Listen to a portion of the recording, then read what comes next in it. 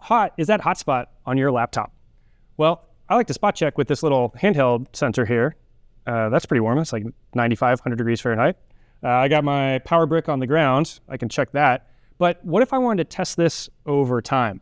Well, I need a data logger to do that. And it just so happens that I have one here in the studio.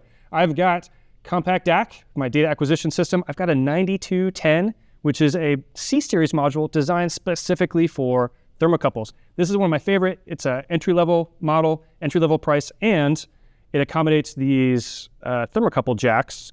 So you don't have to mess with spring terminals. You just line it up and push it in. And just like that, I've connected a thermocouple. Links for the chassis and the module down below. Now, I've got to configure this in my data logging program. So I have this connected to my computer, and I've got FlexLogger already open. I've configured 2 thermocouples. So I'm doing a spot temperature on my exhaust fan that's on the bottom of the laptop. And then I've also got it connected to the AC/DC brick, which I have down on the ground. The third one that I just connected is the hotspot right above my keyboard.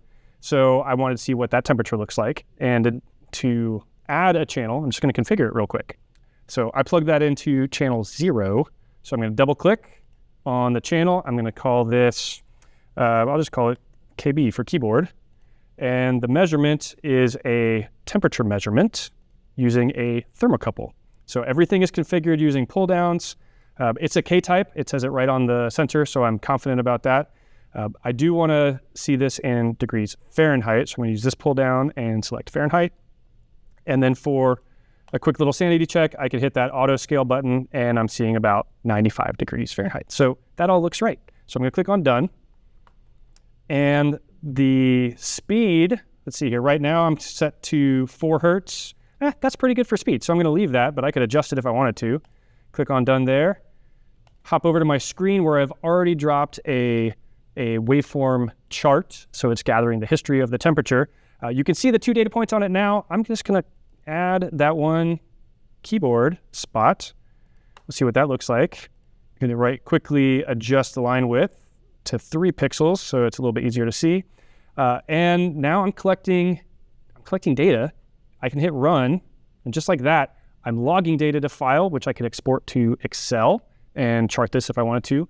Or it also saves as a binary file, which I could open up and analyze with any number of software packages like Python or MATLAB or Diadem, which comes with the LabVIEW Plus suite. So if you want to do this yourself in your own test lab, Compact DAC, the 9210 is the specific thermocouple module I got. This is a 4-slot chassis. 1-slot chassis are available, but the nice thing about a 4-slot chassis is the next thing you might ask is, well, I see the temperature's fluctuating. What's the power doing? Well, if I wanted to do that, I could just grab another sensor, grab another module, and add power in this chart right next to temperature. And that's how you can build your own temperature logger using Compact DAC and FlexLogger.